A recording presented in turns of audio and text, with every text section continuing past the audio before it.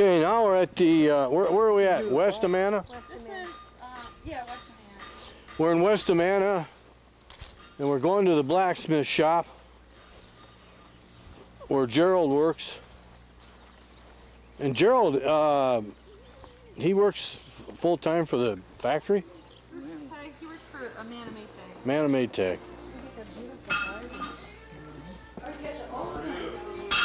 And here is the blacksmith shop. Hi, Gerald. Hello, how are you? Is it the mighty Casey or the mighty Smithie? How's that poem go? Wait, this is my husband, Gerald. Finish this one here. Oh, okay. Well, this is, wow, this is like they used to do it, huh? Yeah, this was shut down in 1959. So everything in here is on the walls and everything is just the way they left it when they stopped. When did they start again? A couple of years ago, somebody leased it for a little while. No kidding. Then I found it and got to lease it. So, 60, my God, that's yeah. It's like a walk back. 40 years? Rewire some things. Other than that, everything still works.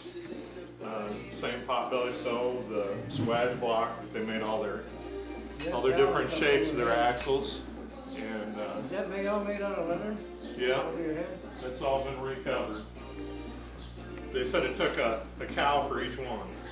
No kidding. That's a 50-pound power hammer over here. I had a 25-pound in my last shop, so this is a little upgrade. This was used for sharpening plowshares, and it does 25. Well, this one does 5,000 pound per square inch hit every time it strikes. So And it's run that how does it belt operate? system. Belt system? What? I'm Who's the belt? replace it with a motor down on the Oh, floor because you're I gonna wanna use the run tool, the the line devil. shaft, yeah. Electricity. Right. Well, that's what they had in here before.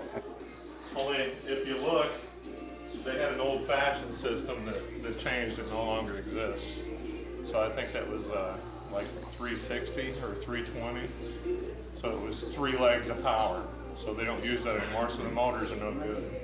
So that thing This one was built in 1912. bangs up and down? Yeah. If you look when it comes up and down,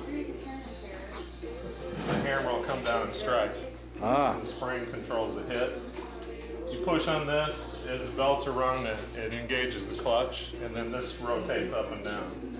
Wow. And if you ever see a blacksmith that looks like that, it's because you made a mistake and swiped it off and cleaned the junk off of it, and it came down. Because what you do is you wax these belts with beeswax, and it makes them sticky. So every once in a while, it'll hit a chunk of beeswax, and it'll strike one time. So you never wipe it off. Ed, you got that? Never wipe it. This is an original anvil to the shop, and this one down here. But I've replaced it with my anvil over here. How'd you get it on the floor? Picked it up after my back got better. This one is from 1848. It came from the Moline Plow Works from John Deere's shop. There was 21 of them. I got one of them. But No kidding. it's got a real nice strike to it. An anvil should sing, so we'll let you hear this one. This is why I don't use these. Ah. They're dead. So when they're dead, they don't work well. But when they sing, that means they're hardened real well. It so it returns back up every time you hit, so you're not striking every time. It's not dead. So, and the floors, we got dual bellows here. I'm going to take the steel out here so it don't burn it. But 2 blacksmiths can work at once. And the bellows controls the temperature of the fire. This particular bellow is a dual bellow. If you watch, it's fluffing up on the top. So it's filling that whole section with air. When that bellow is full, you can see it's almost up. Now you can control the pressure of the air. I can make the pressure come out real hard by pushing on the bottom. It forces the air out of the bellow. And I can control the fire and get it up to almost 2,500 degrees. This sounds like a dumb question. Air's coming from the bottom? It's coming through the tube, through the bottom, and it's in an iron pot. If you look over at the other iron pot, there's a slot in the iron pot. And this slot is where the air is coming through. So you can see that in there. So the air blows up through that and it feeds the fire. But you notice that's still blowing after I left it. What kind of fuel do you use? It's coal. Coal? It's bituminous. It's a soft coal, low sulfur. It reaches a higher heat. It's like burning pine. It burns real hot and fast.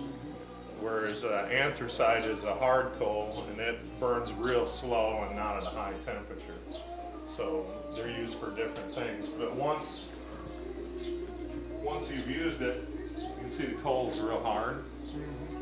After you burn all the sulfur and oil out, it becomes real light and brittle, but it holds a real high temperature because all the oil and sulfur is burned out. How hot does it have to get? I can range it from 1800 degrees, which is a low red color, to a bright yellow white, which is welding temperature, and that's about 2450. And how long will it stay that hot? As long as I pump it, it'll stay that way all day. The bellows. Right. You have to keep the air to it. This is a clinker. This is rock that's in the coal, and it turns to glass, and it's pretty strong. But if you ever heard of clinker in the fire, they had to get the clinkers out so the fire would work. You reach in there, you can pull it out, and it's like a big ball of goo. And then it hardens up when it cools. I used to have to do that when I was a kid. Right out of the coal furnaces. Yeah, we had a coal furnace. Get rid of the clinkers. Nice thing about these is once you get them puffed up, they last for about 1 minute. Continually pushing air out. So have you ever heard of Blacksmith has too many irons in the fire? If he keeps the air going and he gets it pumped up and he leaves one in there, it'll melt. You pull it out and it'll look like a sparkler. That's where they got too many irons in the fire.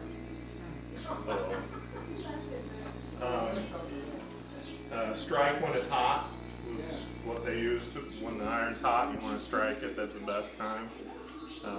They had a story about a blacksmith that in the old days, people would come into the blacksmith shop and sit around and talk while the blacksmith worked. They'd sit around the potbelly stoves and they'd all talk about community stuff while the farmers are waiting for their stuff to get fixed.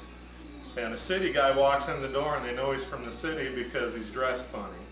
And he walks in the door and he looks around at everybody and everybody's quiet. And the blacksmith grabs a piece of steel and throws it out in the middle of the floor. The city guy walks right over and picks it up and he drops it real quick. He goes, "What's the matter, city fellow? Was that hot?" He goes, "No, it just doesn't take me long to look at steel."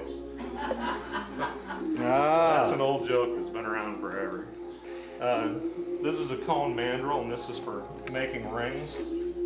Anytime you want to make a round shape, you can hammer it around there. And because it's tapered, you hammer it around this way and you pick up the ring, put it back down, hammer it the other way and it straightens it out. And then you get a nice flat ring. So anytime they made, there's a thing they call it, what they use to cinch those down with, was off of these. Wagon wheels? Yeah. This is a gas forge. This reaches 2450 degrees.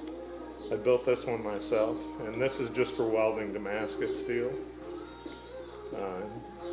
That's where you weld up to 500 layers of steel, 2 different types. And then it's the same thing the Vikings did, and it alternates the pattern so you get a light and a silver, or a dark and a silver. So there's 2 different distinct colors. Oh, we're here in the Amandas. We're looking at my sister's house.